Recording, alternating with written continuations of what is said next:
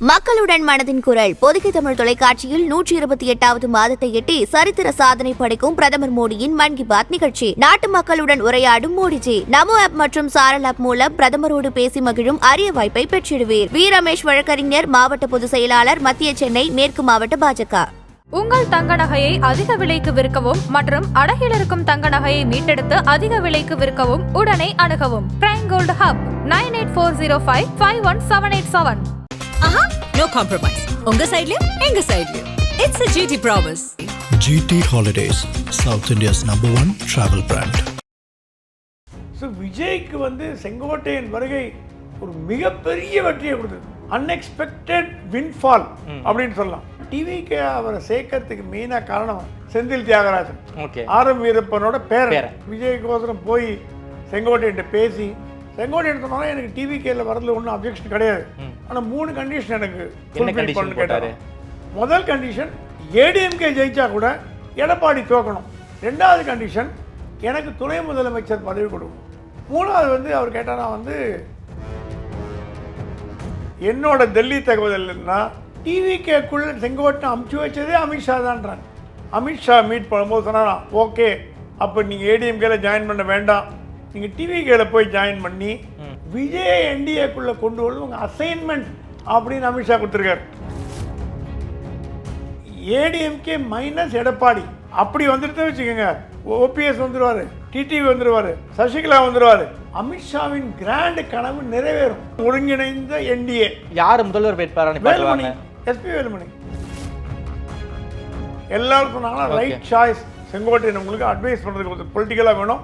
இத்தனை நாளாக உங்களுக்கு அரசியல் அனுபவம் இல்லாத கட்சின்னு சொல்லிட்டு இருந்தார். எப்படி விஜயகாந்த் ஒரு பண்ருட்டி ராமச்சந்திரனோ அந்த மாதிரி விஜய் ஒரு செங்கோட்டையன் கிடைச்சார் அப்படின்னு எடுத்துக்கங்கன்னு சொன்ன உடனே ஆல் ரைட்டு விஜய் ஓகே பண்ணிட்டார். செங்கோட்டையன் டிவிகேல வருது நிறைய பேருக்கு இன்க்ளூடிங் புசி ஆனந்த் பிடிக்கல. ஏன் பிடிக்கல? அவரோட 2வது இடம் போயிடுமோன்னு பயப்பட்டேன். போயாச்சு. ஸோ புசி ஆனந்த் எப்படியாவது வரவிடாமல் தடுக்கணும். அப்படி பண்ணாரா? தடுத்தாரா? நிறைய பண்ணியிருக்காரு.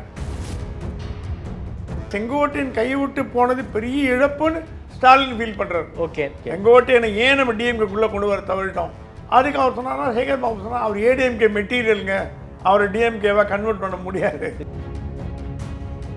திமுக சொல்லிதான் நான் எடப்பாடியை நாங்கள் ஒழிச்சு கட்டுறோம், 2 பேரும் காமன் எதிர் எடப்பாடி தானே, நீங்கள் எங்க கூட வந்தீங்கன்னா நம்ம 2 பேர் சேர்ந்து அவர் ஒழிச்சு கட்டலாம், அவருக்கு ஒரு மாதிரி பண்ணிடலாம் அப்படின்னு சொல்லிட்டு வச்சாராம். அது சேகர் பாபு மற்ற அமைச்சர்களும் ஏகப்பட்ட வாக்குறுதிகள், அவர் எதிர்பார்க்காத லாபங்கள் எல்லாம் பண்ணி கூட அது நோன்னு சொல்லிட்டார். விஜயும் அதிமுகவும் தனியாக போட்டி போட்டால் திமுகவை அரியணையில் உட்கார வைக்கிறதுக்கு இவங்களே கைப்பிடிச்சு கூப்பிட்டு போய் உட்கார வைக்கிறதுக்கு சமம் அப்படின்னு அமித்ஷா ஃபீல் பண்ணுறார். விஜய்க்கு இப்போ ரீசெண்டாக எடுத்த சர்வே பிரகாரம் 15லேருந்து 20% வாக்கு சதவீதம் அவர் இருக்குன்னு கண்டுபிடிச்சிருக்காங்க. 20% பெரிய ஹியூஜ், என்டிஏவோட பெருசு. ஆதனையர்களுக்கு அன்பு வணக்கம். இன்று நம்மோடு மூத்த பத்திரிகையாளர் திரு பிரகாஷம் சுவாமி அவர்கள். வணக்கம் சுவாமி சார். வணக்கம். நல்லா இருக்கீங்களா சார்? நல்லா இருக்கேன். தமிழ்நாடு அரசியல் களத்தை ஒரு மிகப்பெரிய புயல் சூறாவளி சுழன்று கொண்டிருக்கிறது.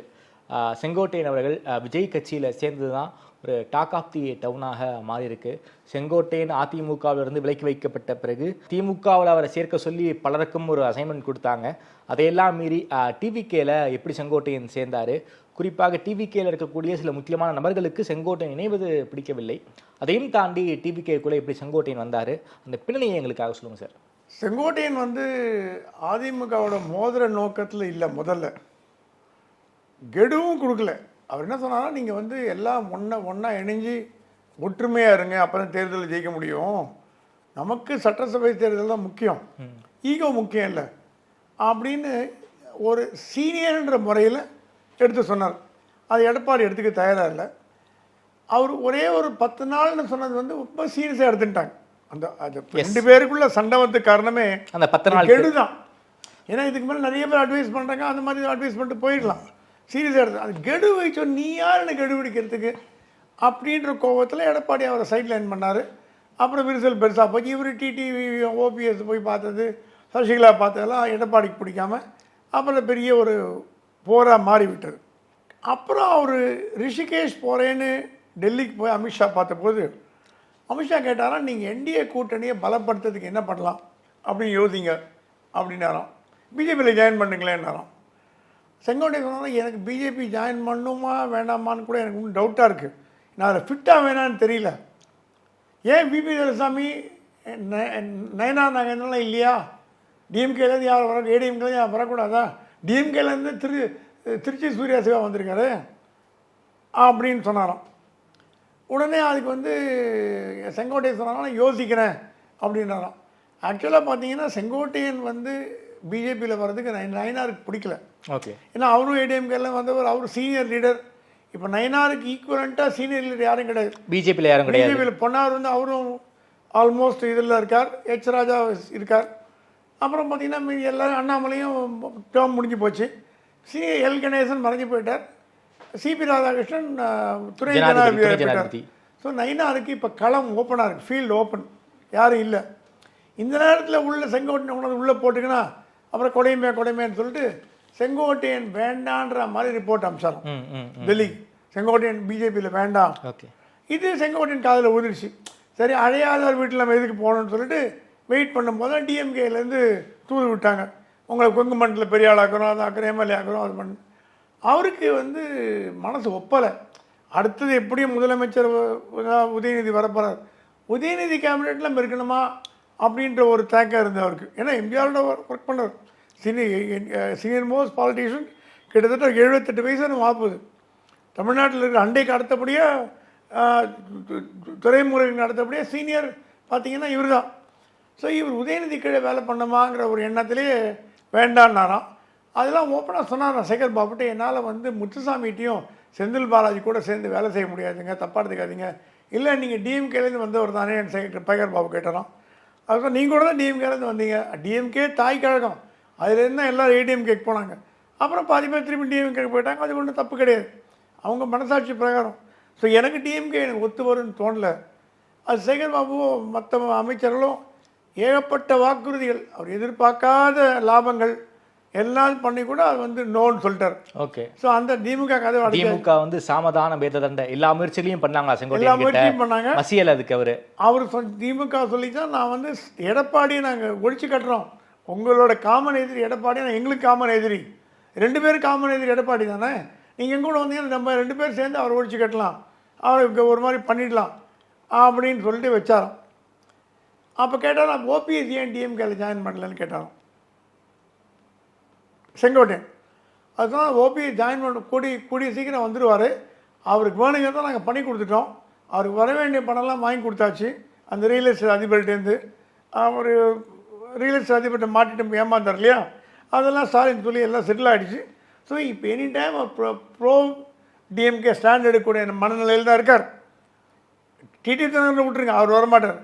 பன்னீர் அவர் ஆதரவாளர்கள் பொறுத்த வரைக்கும் ப்ரோ டிஎம்கே ஆதரவாளர் தான் இருக்கார். நீங்களும் அதில் ஐக்கியம் ஆகிட்டிங்கன்னா ப்ரோ டிஎம்கே ஆன்டி ஏடிஎம்கே போயிடலான்னு சொல்லப்பட்டது. அதுக்கு ஒன்றும் அவர் சரியாக பதில் ரிப்ளை கொடுக்காதனால அந்த ஐடியா ட்ராப் பண்ணிட்டாங்க. அப்புறம் டிவிக்கே அவரை சேர்க்கறதுக்கு மெயினாக காரணம் செந்தில் தியாகராஜன், ஆர்எம் வீரப்பனோட பேரன். ஓகே. ஆர்எம் வீரப்பன் எப்படி எம்ஜிஆருக்கு ரைட் ஹேண்டாக இருந்து எம்ஜிஆர் ஆட்சி அமைக்கிறதுக்கு உதவினாரோ, எம்ஜிஆர் ஆட்சி அமைக்கிறதுக்கு முதல் காரணம் ஆர்எம் வீரப்பன். ஓகே. ஏன்னா முதலாளியும் தான் கூப்பிடுவார் ஆர்எம்இயை வந்து எம்ஜிஆர். இப்போ அந்த ஆர்எம்இயோட பேரன் எந்த அரசியல் கட்சியிலையும் இல்லை, நமது கழகமும் ஒன்றும் ஆர்எம்இக்கு அப்புறம் மறைஞ்சு போச்சு.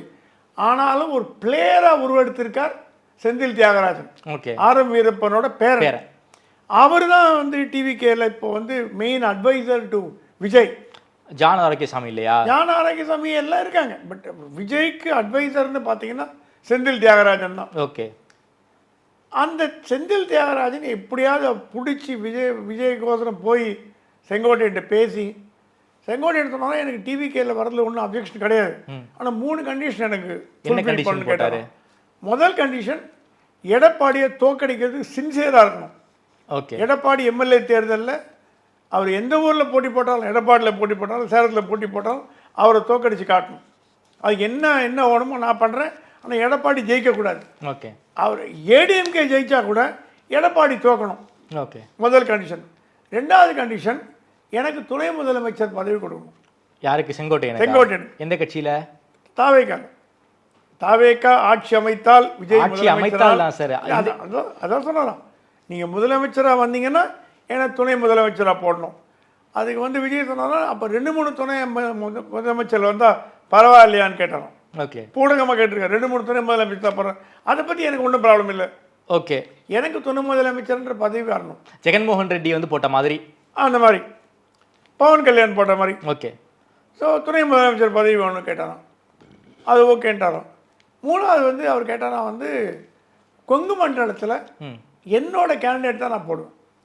தட் இஸ் தாவேக்கால ஜாயின் பண்ணால் கூட கொங்கு மண்டலம் பொறுத்த வரைக்கும் நான் சொல்லும் கேண்டிடேட் தான் எம்எல்ஏவாக வரணும். ஓகே, நான் ஜெயிக்க வச்சு காட்டுறேன். எனக்கு ஒன்றும் பெரிய கஷ்டம் கிடையாது. ஓகே, நான் ஜெயிக்க வச்சு காட்டுறேன். அது இல்லாமல் தமிழகம் முழுவதும் டூர் போகிறதுக்கு உங்களுக்கு வேண்டிய அனைத்து உதவிகளையும் நான் பண்ணித்தரேன். எம்ஜிஆர் ஜெயலலிதா காலத்துலேருந்து டூர் ப்ரோக்ராம்னா செங்கோட்டையன் தான். ஜெயலலிதா என்ன மனமாச்சரியம் இருந்தால் கூட செங்கோட்டையனை கூப்பிடுங்கன்னு சொல்லி டூர் ப்ரோக்ராம் கொடுத்தாருன்னா கரெக்டாக ரூட்டு போட்டு கொடுத்துருவாரு. ரூட்டு போட்டு கொடுப்பாரு. அது விஜய்க்கு போட்டு தர போகிறார். ஸோ விஜய்க்கு வந்து செங்கோட்டையன் வருகை ஒரு மிகப்பெரிய வெற்றியை கொடுத்துருக்கு. ஓகே, அன்எக்ஸ்பெக்டட் வின்ஃபால் அப்படின்னு சொல்லலாம். ஸோ அவர் சொன்னாலும் எனக்கு கொங்கு பெல்ட்டில் எனக்கு நான் தான் பவர்ஃபுல், யாரும் திரடக்கூடாது. அதுக்கும் விஜய் ஓகே பண்ணிட்டார். இது 3 ஓகே பண்ணதுக்கு அப்புறம் இமீடியட்டாக போய் தாவேக்கால ஜாயின் பண்ணுறதுக்கு செந்தில் தியாகராஜன் வழிவகுத்து கொடுத்து. ஆனால் இதில் ஒரு விஷயம் என்னென்னா செங்கோட்டையன் டிவிகேல வருது நிறைய பேருக்கு இன்க்ளூடிங் புசி ஆனந்த் பிடிக்கல. ஏன் பிடிக்கல?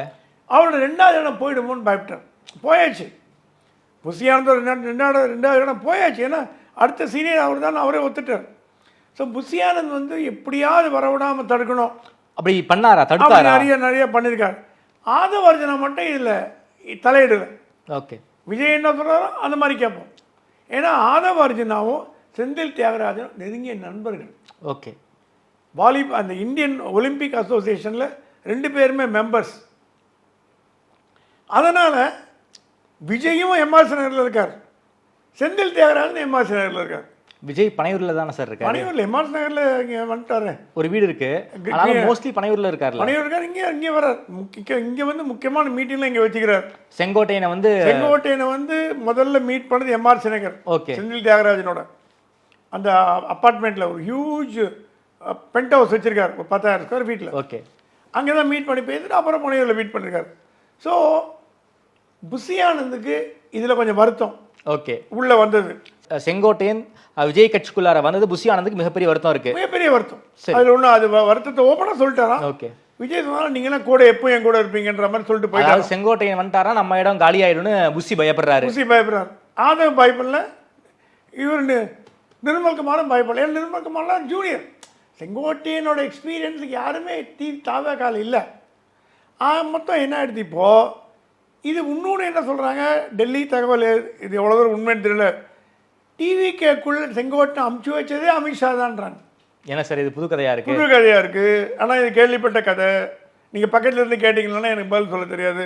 என்னோட டெல்லி தகவல் இல்லைன்னா அமித்ஷா மீட் பண்ணும்போது சொன்னா ஓகே, அப்போ நீங்கள் ஏடிஎம்கேல ஜாயின் பண்ண வேண்டாம், உங்களுக்கு அங்கே எதிர்ப்பு இருக்குன்றீங்க, நீங்கள் டிவிகேல போய் ஜாயின் பண்ணி இப்போ விஜய்க்கு மனசை மாற்றக்கூடிய ஆள் யாருமே இல்லை. ஜான் ஆரோக்கியசாமி என்டிஏ கூடாதுன்ட்டார். ஆதவர்ஜனா பெருசாக கண்டுக்கிறது இல்லை, புசியை பற்றி பேசுறது இல்லை. நீங்கள் அட்வைசராக போய் விஜய் என்டிஏக்குள்ளே கொண்டு வந்து உங்கள் அசைன்மெண்ட் அப்படின்னு அமித்ஷா கொடுத்துருக்காரு. சார் எனக்கு புரியல சார். விஜய் வந்து பாஜக வந்து கொள்கை தெரிங்கிறாரு, பாஜக கூட இருக்கக்கூடிய கட்சிகள் கூட நாங்கள் வந்து கூட்டணி சேர மாட்டோங்கிறாரு. அப்படி இருக்கக்கூடிய பட்சத்தில் எப்படி என்டிஏக்குள்ளார போக முடியும்? செங்கோட்டையன் வந்துட்டாருன்னா டிவிகே ஏடிஎம்கே கூட்டணி கிடையாது. எப்படி இது வந்து எந்த ஒரு பாசிபிலிட்டிஸுமே இதுக்கு இல்லையே சார். புரியுது. இதுக்கு என்ன பதில் அவங்க சொல்றாங்க, என்டிஏக்குள்ள விஜய் வரதா இருந்தா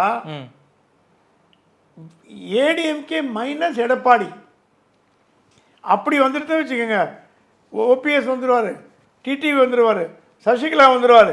அமித்ஷாவின் கிராண்ட் கனவு நிறைவேறும். அமித்ஷாவோட கனவு என்னது? எல்லாரும் ஒருங்கிணைந்த என்டிஏ. சரி, யார் முதல்வர் வேட்பாளர்? வேல்மணி, எஸ்பி வேல்மணி.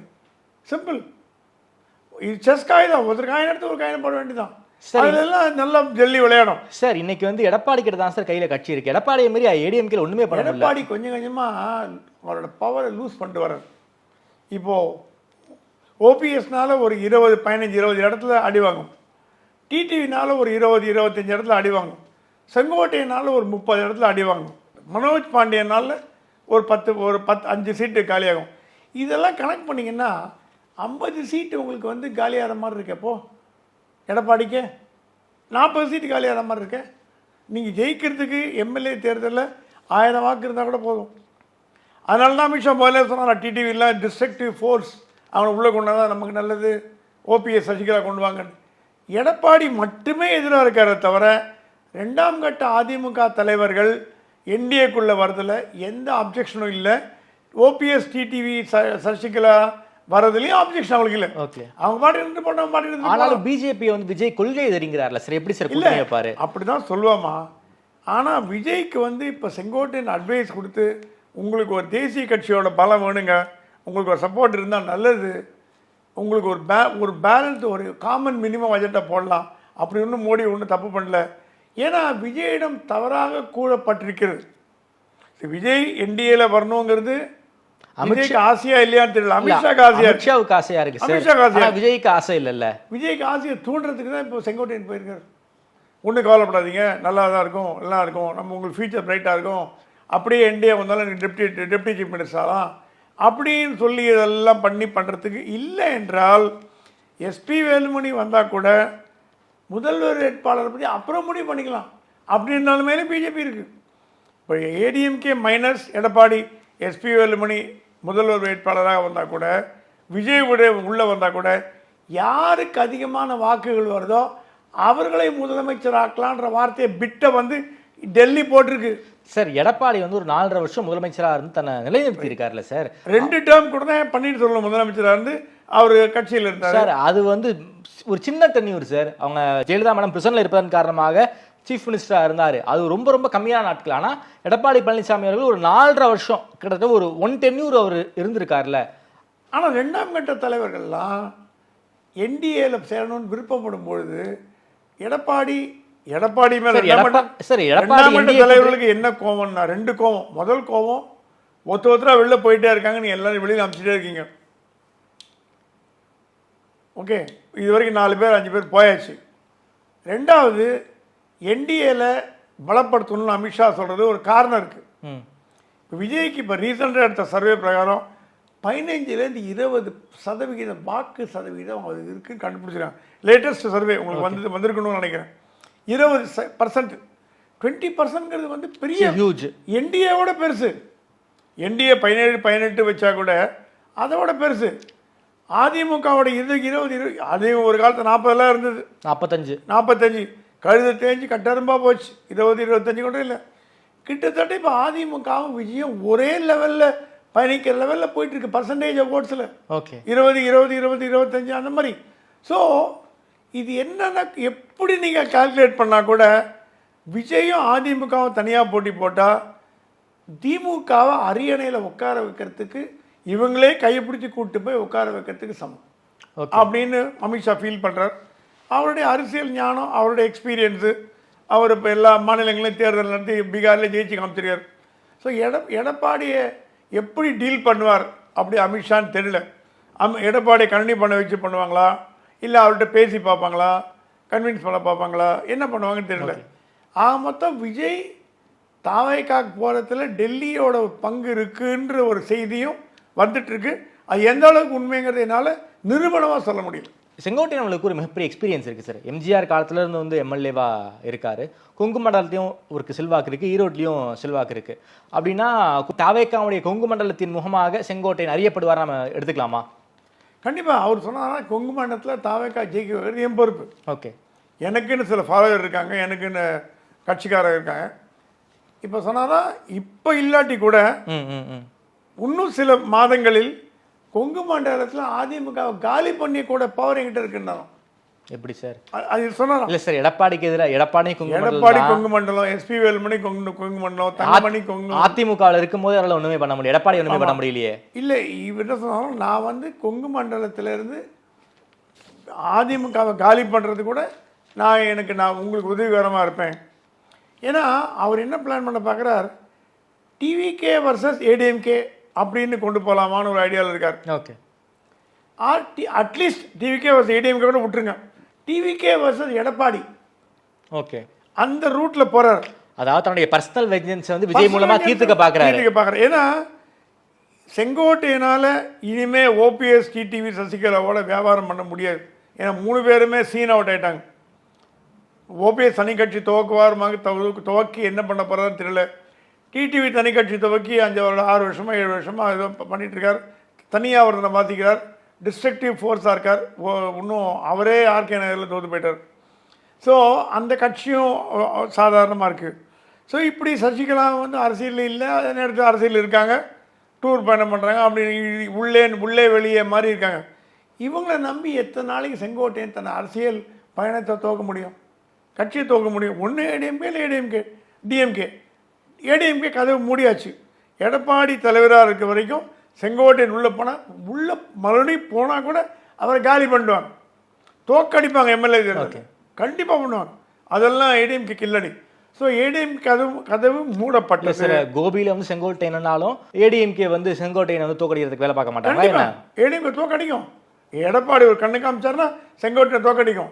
அப்போ 9 டேர்ம் எம்எல்ஏங்கிறதெல்லாம் காணாமல் போயிடும். ஸோ ஏடிஎம்கே கதவு மூடப்பட்டது. டிஎம்கே கதவு இவரே மூடிட்டார்.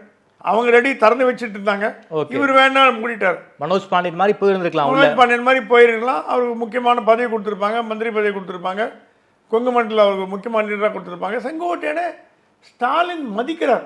இன்ஃபேக்ட் செங்கோட்டையன் கையை விட்டு போனது பெரிய இழப்புன்னு ஸ்டாலின் ஃபீல் பண்றாரு. ஓகே, ஏன் நமக்கு உள்ள நம்ம கொண்டு வர தவறிட்டோம்னு கேட்டார். ஓகே ஓகே, செங்கோட்டையனை ஏன் நம்ம டிஎம்கேக்குள்ள கொண்டு வர தவறிட்டோம்? அதுக்கு அவர் சொன்னாரா, சேகர் பாபு சொன்னா அவர் ஏடிஎம்கே மெட்டீரியலுங்க, அவரை டிஎம்கேவா கன்வெர்ட் பண்ண முடியாது. சேகர் பாபு ஏடிஎம்கே மெட்டீரியல் தானே, அவர் உள்ள வந்தார்ல. அவர் வந்தாருங்க. ஆனா இவர் எம்ஜிஆர் காலத்துல இருந்தார். கேகேஎஸ் சார் யாரு சார்? கேகேஎஸ் தான் கரெக்ட். முத்துசாமி யாரு சார்? ஆமா, எல்லாருமே எம்ஜிஆருடைய வளர்ப்புகள். அவங்க எல்லாருமே இன்னைக்கு டிஎம்கேல இருக்காங்க, அம்மாவோட செல்ல புள்ள. ஆனா இவர் வந்து கொள்கை பிடிப்புல செங்கோட்டையன் ஸ்ட்ராங்கா இருக்கார். Okay okay. அவர் சொன்னா 50 ஆண்டு காலம் திமுகவை எதிர்த்து வேலை பண்ணிட்டு நான் எப்படிங்க திமுகவில் போய் சேர்றதுன்னு கேட்டாராம். அவர் மனசாட்சி உள்ள அரசியல்வாதி. மேபி இவங்க மாதிரி இல்லாமல் இருக்கலாம், நமக்கு தெரியாது. எப்படிங்க 50 ஆண்டு காலம் அரசியல் பண்ணிட்டு எப்படிங்க நான் போய் அது இல்லாமல் உதயநிதி கீழே அவரால் எப்படி இருக்க முடியும் அப்படிங்கிற கேள்வி வந்தது. ஓகே. ஸோ எல்லாம் கூட்டி கழகி பார்த்தீங்கன்னா அவரோட சாய்ஸ் எல்லா கதவும் அழைக்கப்பட்டது. ஒரே கதவு திறந்துருக்கிறது தாவாக்கா. அங்கே மரியாதை கொடுக்குறாங்க, ரெஸ்பெக்ட் கொடுக்குறாங்க, நம்பர் 2 பிளேஸில் வச்சுருக்காங்க. ஸோ அந்த கட்சியை வளர்ற கட்சி. அவர் சொன்னாலும் எம்ஜிஆர் கூட இருந்த நாள் அதிமுக வளர்த்தெடுத்த மாதிரி தாவாக்கா வளர்த்தெடுத்து விஜயை நான் முதலமைச்சராக்குறது என்னோட கடமை. ஒரு இளைஞர் வந்துட்டு போட்டுமே என்ன தப்புன்னு செங்கோட்டையன் இல்லாட்டி சொல்லிட்டு இருக்காரு. செங்கோட்டையனோட அப்ரோச் விஜய்க்கு ஏன் பிடிச்சிருக்குன்னா அவர் அமைதியானவர், ஆர்ப்பாட்டம் இல்லாதவர், ரெபல் கிடையாது. அவரால் நமக்கு ஒன்றும் பிரச்சனை வராது. விஜய் இடத்த பிடிக்க போறது இல்லை அவர். அப்படி நினச்சினா செங்கோட்டையன் இடத்த எனக்கு செங்கோட்டையன் வந்து என்றைக்கும் எடப்பாடி இடத்த பிடிச்சிருக்கலாம். ஆனால் அவர் ஒதுங்கி போனார். அதனால் அவரால் ப்ராப்ளம் இல்லைன்னு அவர் விஜய் வந்து அவருடைய நெருங்கிய ஒரு சர்க்கிள் வச்சுருக்கார், அட்வைசர் சர்க்கிள், ஐஏஎஸ் ஐபிஎஸ் அதிகாரிகள். அவங்ககிட்ட கேட்டிருக்காரு. எல்லாரும் சொன்னாங்கன்னா ரைட் சாய்ஸ் செங்கோட்டையன் உங்களுக்கு அட்வைஸ் பண்ணுறதுக்கு பொலிட்டிக்கலாக வேணும். இத்தனை நாளாக அவங்களை சில்லற ரசிகர் மன்ற கட்சின்னு சொல்லிட்டு இருந்தாங்க. அரசியல் யாருமே இல்லை. புசி ஆனந்த், இவரெல்லாம் ஆதவர்தன் இப்போ தான் விசிகாலேருந்து போனார். அரசியல் அனுபவம் இல்லாத கட்சின்னு சொல்லிட்டு இருந்தார். எப்படி விஜயகாந்த் ஒரு பண்ருட்டி ராமச்சந்திரனோ அந்த மாதிரி விஜய் ஒரு செங்கோட்டையன் கிடைச்சார் அப்படின்னு எடுத்துக்கங்கன்னு சொன்ன உடனே ஆல் ரைட்டுன்னு விஜய் ஓகே பண்ணிட்டார். சார், பாஜக பற்றி தான் உங்ககிட்ட கேட்க போகிறேன். பிரைம் மினிஸ்டர் மோடி சமீபத்தில் தான் வந்து கோயம்புத்தூர் வந்திருந்தார். அண்ணாமலைக்கு ஒரு சின்ன முக்கியத்துவம் கொடுத்துருந்தாரு பிரைம் மினிஸ்டர் மோடி அவர்கள். அதையும் தாண்டி அண்ணாமலை அவர்கள் வந்து சமீப காலமாக கொஞ்சம் லைம் லைட் அவர் மேலே வந்து படவையில் கொஞ்சம் அமைதியாக இருக்கார். சமீபத்தில் மாலத்தீவு எங்கேயோ போயிருந்தாருன்னு நினைக்கிறேன். கொஞ்சம் டூரில் எல்லாம் இருக்கார். என்ன சார், டெல்லி பிஜேபி அண்ணாமலை எப்படி வயசாக யூஸ் பண்ண போகிறாங்க, என்ன பிளானில் இருக்காங்க? நான் கேள்விப்பட்ட வரைக்கும் தனி கட்சிங்கிற எண்ணம் வந்து ட்ராப் பண்ணிட்டார் அண்ணாமலை. ஓகே, அவர் அந்த மாதிரி ஐடியாலே இல்லைன்னு சொன்னாராம். தனிக்கட்சி முடிவை கைவிட்டு அண்ணாமலை. ஆமாம், நீங்கள் வந்து நீங்களாக கிரியேட் பண்ணி இட்ஸ் மீடியா கிரியேஷன்ற வார்த்தையை சொன்னாராம். ஓகே, மீடியா கிரியேட் பண்ண நான் என்னங்க பண்ண முடியும்? நான் தனி கட்சி ஆரம்பிக்க சொன்னேன்னா ஓகே, நான் எந்த வார்த்தையும் அந்த மாதிரி சொல்லவே இல்லை. பொறுத்திருந்து பாருங்கன்னா என்னோட கேரியர் பொறுத்திருந்து பாருங்க அப்படின்னு அர்த்தம். ஏதோ நீங்களே முடிவு பண்ணி நீங்களே பேசி நீங்களே எல்லாம் கதை கட்டுன்னு நான் என்ன பண்ணுறேன் மாதிரி பேசியிருக்காரு. ஒரு மூத்த பத்திரிகையாளர்கிட்ட சொன்னாராம், மீடியா நம்ம கண்ட்ரோல் பண்ண முடியாதுங்க, அவங்க என்ன வேணா பேசிட்டு போட்டோம், அதுக்கெல்லாம் பதில் சொல்லிட்டு இருக்க முடியாது. ஓகே. நான் தனி கட்சி ஆரம்பிக்கிற எண்ணத்தில் வரல, நான் மோடிக்கோசரம் தான் வந்தேன். ம். மோடி எப்போ என்னை வெளியில் போன்னு சொல்கிறாரோ அப்போ நான் போயிடுறேன். ஓகே. மீதி பற்றிலாம் எனக்கு கவலை இல்லை, மீதி கட்ட தலைவரை பற்றியெல்லாம் நான் கவலைப்படல. மோடியை நம்பி நான் அரசியலுக்கு வந்தேன். மோடி என்ன சொல்கிறாரோ அது பிரகாரம் நான் கேட்டு போகிறேன். மோடி தான் என்னோட அரசியல் குரு, அரசியல் தலைவர். மோடி என்னை இருன்னு சொல்லிட்டார், நான் இருக்கேன். என்ன பண்ணுங்கிறது அவருக்கு தெரியும். அவர் எப்போ பண்ணுறாரோ பண்ணட்டும். இனிமேல் நான் அதை பற்றி பேச போகிறது இல்லை. ஓகே. பதவி எதிர்பார்த்து நான் வரல. அப்படி இருந்திருந்தேன்னா அந்த தலைவர் பதவி நான் விட்டு கொடுத்துருக்க மாட்டேன். ஏடிஎம்கே இருந்தாலும் பரவாயில்ல, எடப்பாடி இருந்தாலும் பரவாயில்ல, கண்டிப்பாக பண்ணியிருப்பேன். என் டேர்ம் முடிஞ்சு போய் நான் வந்துட்டு அமைதியாக. இப்போ கூட பதவிக்காக நான் பிஜேபியில் இல்லை, நான் பிஜேபியில் இல்லை. ஆனால் மோடியிடம் கூறப்பட்டது அண்ணாமலை மீது தனி மனித தாக்குதல்கள் பிஜேபியின் தலைவர்களின் ஆசீர்வாதத்தால் நடத்தப்படுகின்றன, அதை நிறுத்தணும்னு பிஎம்கிட்ட சொன்னாராம். ஓகே. அண்ணாமலை எப்படி சொன்னார்? ஃபோனில் சொன்னாரா, நேரில் சொன்னாரா, டெல்லிக்கு போய் சொன்னாரா, அமெரிக்காவுக்கு போய் சொன்னாரா, அது தெரியாது. தனி மனித தாக்குதலுக்கு பாஜகவின் பொறுப்பாளர்கள், நிர்வாகிகள், அதில் மூத்த தலைவர்களே காரணம் அப்படின்ற மாதிரி அண்ணாமலைக்கு செய்தி வந்திருக்கு. அது சொன்னாரா இது வந்து ரொம்ப நாளைக்கு இது தாங்க முடியாதுங்க, ஓரளவுக்கு தாங்கிக்கலாம். ஓகே. திமுகவோட அதிகமாக நம்மளை கட்சி நம்மளை தாக்குறாங்க, ஓகே, ரொம்ப ஒரு கீழ்த்தரமாக பேசுகிறாங்க, ம், அதுக்கு ஒரு முடிவு கட்டணும்னு prime minister I know I will take care okay அப்படின்ற வார்த்தையை சொல்லியிருக்காரு. அது அண்ணாமலைக்கு ரொம்ப சந்தோஷம். ஓகே. சரி, நம்ம சொல்கிறதெல்லாம் ஆட்டி காது கொடுத்தா அது கேட்குறேன். நாளை காலையில் நயினாரை கூப்பிட்டு ஸ்டாப் இதெல்லாம் பண்ணுன்னு பிரைம் மினிஸ்டர் சொல்லிட்டாரா நயினார் கேட்டு தான் ஆகணும். ஆமாம். அண்ணாமலை எதிர்ப்பு என்பது கட்சியில் தானாக தோன்றியதில்லை, உருவாக்கப்பட்டதுன்னு அண்ணாமலை சொல்லியிருக்கார் பிரைம் மினிஸ்டர். யார் யாருங்கிற பேரும் சொல்லியிருக்கார், யார் யாரெல்லாம் அதுக்கு பின்னாடி இருக்காங்க. இந்த இந்த இந்த கோஷ்டி மோதலில் அவங்களோட சுயலாபத்தை அண்ணாமலை இருக்கும்போது காணாமல் போனவர்கள், அண்ணாமலை இருக்கும்பொழுது சீனில் இல்லாதவங்க, அண்ணாமலை இருக்கும்போது முக்கியத்துவம் பெறாதவர்கள், அண்ணாமலை இருக்கும்பொழுது எந்த ஒரு பொறுப்பும் இல்லாதவர்கள் இப்போ தலை தூக்கி ஆடுறாங்கன்றது அவரோட பாயிண்ட். அது எங்கே சொல்லணுமோ டெல்லியில் சொல்லிட்டாரோ. அவரோட கான்டாக்ட் பிரைம் மினிஸ்டர் தான், அமித்ஷாவோட பிரைம் மினிஸ்டர் நம்புறாரு, சொல்லிட்டாரா. அந்த திருப்தி இருக்கிறதுனால அண்ணாமலை தனி கட்சி தூங்குவார் அப்படின்ற எண்ணம் வராதுன்னு சொல்கிறாராம். அதே நேரத்தில் என்ன டெல்லி பண்ணுறதுன்னு வெயிட் பண்ணி பார்ப்போம். டெல்லி என்ன சொன்னாலும் கேட்க தயார்ன்ற வார்த்தையை டெல்லி காதில் போட்டுறோம். Okay. I am at your டிஸ்போசல்ன்ற வார்த்தையை சொல்லியிருக்காரு பிரைம் மினிஸ்டர்கிட்ட. I am at your disposal, உங்களுடைய கட்டளைக்கு நான் கீழ்ப்படிந்து நடக்கிறேன், நீங்கள் என்ன சொன்னாலும் நான் கேட்குறேன் அப்படின்னு சொல்கிறாரு. ஜனவரிக்குள்ளே ஏதாவது நல்லது நடக்கும், அங்கே தேசிய தலைவர் போடுவாங்க, பொறுப்பு வரும், வெயிட் பண்ணி பார்க்கலாமே அப்படின்னு அவர் ஆதரவாளர்லாம் கூப்பிட்டு சொன்னாங்களாம். நீங்கள் எந்த சோஷியல் மீடியா போஸ்டிங்கில் எனக்கு சப்போர்ட்டாவோ அகேன்ஸ்டாவோ கான்ட்ரவர்சியாவோ தயவுசெய்து எழுதாதீங்க. Okay sir. நீங்கள் நல்லது பண்ணீங்கன்னு நினச்சா அது கெட்டதாக முடியும். நீங்கள் பேசாமல் விட்டுருங்க. என்னை பாராட்டும் வேணாம், எதிரிகளை திட்டவும் வேணாம், ஒன்றும் பண்ண வேணாம். நீங்கள் அமைதியாக நீங்கள் வந்து உங்களோட வேலையை திமுகவை திட்டுறதோ மற்ற கட்சிக்கு தப்பு பண்ணுறதோ அதையே பேசுங்க அப்படின்னு சொல்லியிருக்காரு. ஸோ அண்ணாமலை கட்சி தனி கட்சி துவங்குவான்ற எண்ணம் இப்போதைக்கு இல்லைன்னு தான் நம்ம கேள்விப்படுறோம். Okay sir. புதிய பதவிகள் எதுவும் கொடுக்க வாய்ப்பு இருக்கா? புதிய பதவிகள் அண்ணாமலை கண்டிப்பாக தேடி வரும். ஓகே, டெஃபினட்டாக தேடி வருது. என்ன பதவி என்னங்கன்னு நம்ம யூகமாக சொல்ல முடியாது. ஓகே. ஆனால் அவருக்கு உண்டான மரியாதையை டெல்லி பிஜேபி செய்யறதுக்கு தயாராக இருக்கு. உள்ளுக்குள்ளே அந்த சமீபத்தில் அந்த இன்டர்னல் பாலிடிக்ஸ் அதில் ஏதோ ஒரு மிகப்பெரிய கோஷ்டி பூசல், கோஷ்டி மோதல்னு ஒரு செய்திகள்லாம் வருது. உண்மை அது தமிழக பாஜக என்ன பிரச்சனைன்னா அந்த அணிகள் போட்டாங்க பாருங்க. ஓகே. அப்போ பிடிச்ச சனியை அது வரைக்கும் ஒழுங்காக போச்சு. ஏதோ மிசான அணி இருக்கும், சின்ன சின்ன அதுக்கு சாதாரணம். இந்த அணிகள் போட்டதில் முழுக்க முழுக்க கேசவ விநாயகன் தான் பொறுப்பு எடுத்துக்கணும். ஓகே. கேசவ விநாயகத்தை போய் கேட்டால் எனக்கு தெரியாது, டெல்லி கேளுங்கன்றார். ஓகே. நயினாருக்கும் இதுக்கும் பொறுப்பு, நயினாருக்கு இதுக்கு சம்பந்தம் இல்லைன்ற மாதிரி தான் செய்திகள் வருது. ஓகே. ஏதோ அவர் சொன்ன 2-3 கேலண்டர் போட்டாங்க. இதில் ப்ளே பண்ணதே கேசவ விநாயகன் தான். ஓகே. இந்த பொறுப்பாளர்கள் போட்டு அண்ணாமலைக்கு எப்படி குடைச்சல் கொடுத்தாரோ அதே மாதிரி நயினாருக்கும் குடைச்சல். நயினாருக்கும் கேசவ விநாயகத்துக்கு டேர்ம் சரியில்லைங்கிறது எல்லாருக்கும் தெரியும். அது பாஜக தலைவர்களே சொல்கிறாங்க. அவர் ஏன் ஒன்று மாற்றாமல் வச்சுருக்காங்க, 15 வருஷம் போகுதுன்னு கேட்குறாங்க. அதுக்கும் பதில் இல்லை. அது மத்திய தலைமை தான் முடிவு பண்ணி இவங்ககிட்ட பவர் இல்லை. நயினாரை சொல்லிட்டாங்க டெல்லியில், என்னால் கேசவ விநாயகத்தில் வேலை செய்ய முடியலைங்க, கஷ்டமாக இருக்குங்க, ரொம்ப சொல்ல கொடுக்குறாருன்னு சொல்லிட்டாங்க. Nainar is decent politician. Okay. அவர் எந்த சிக்கல்லையும் போக மாட்டார். நீங்கள் அவரோட ப்ரெஸ் கான்ஃபரன்ஸோட பார்த்தீங்கன்னா யாரையும் தாழ்த்தி பேச மாட்டார். அவர் டீசெண்டாக வருவார், டீசெண்டாக போனார். அண்ணாமலை ரூட்டில் அவர் போவான்னு நம்ம எதிர்பார்க்க தப்பு. ஆமாம். ஒரு தலைவரும் ஒரு அப்ரோச் எடுத்துப்பாங்க. இவர் கட்சியை வளர்க்கறதுல இவர் ஸ்ட்ராங்காக இருக்கார். கட்சியை வளர்க்கூடாதுன்னு எண்ணம் கிடையாது, வளர்க்கணும்னு இருக்கார். ஆனாலும் அவரை மீறி சில செயல்கள் நடக்கிறது என்பது உண்மை. அதுதான் இந்த அணிகள் போட்டது. ஓகே, இந்த அணிகள் போட்டதில் ஏகப்பட்ட குளறுபடி. முக்கியமான பீப்புளுக்கெல்லாம் அணிகள் கொடுக்கப்படவில்லை, ரெக்கமெண்டேஷனில் வந்தவங்களாம் கொடுக்கப்பட்டிருக்கு, குஷ்புலாம் மதிக்கப்படலை. அப்புறம் முக்கியமான தலைவர் தட் இஸ் சரத்குமார் எந்த பொறுப்புமே கொடுக்கல. அந்த மாதிரி விஜயதாரணிக்கு கொடுக்கல. ஓகே, தட் இஸ் உங்களை நம்பி வந்தவர்களை நீங்கள் காட்டாற்றில் விட்டு விட்டீர்களா அப்படின்ற கேள்விக்கு பாஜகவில் இன்னி வரைக்கும் பதில் இல்லை. விஜயதாரணி எம்எல்ஏ ஆகிடுவாங்களாம், திருட்டார் நிற்க வச்சிருவோம்னாங்களாம். அது கூட உறுதிமொழியாக கொடுக்கப்படலையே. சரத்குமார்லாம் சொன்னாங்களாம், நீங்கள் எம்எல்ஏ நிற்கிறீங்களா, உங்களுக்கு சீட் கொடுக்குறோம். ஜெயிக்க வச்சு காட்டணுமே, வெறுமை சீட் கொடுத்தா மட்டும் போகிறாது. ஸோ இந்த அணிகள் போட்டதில் உள்ள குழப்பங்கள் வெகு விரைவில் தீரும் என்று எதிர்பார்க்கலாம். ஓகே சார், ரொம்ப நன்றி சார். குறிப்பாக தமிழ்நாடு அரசு தொடர்பான பல்வேறு கேள்விகளுக்கு ரொம்ப அறிவாமல் சொல்லியிருக்கீங்க. நேரில் கொடுத்து பேசியமைக்கு நன்றி சுவாமி சார். நன்றி.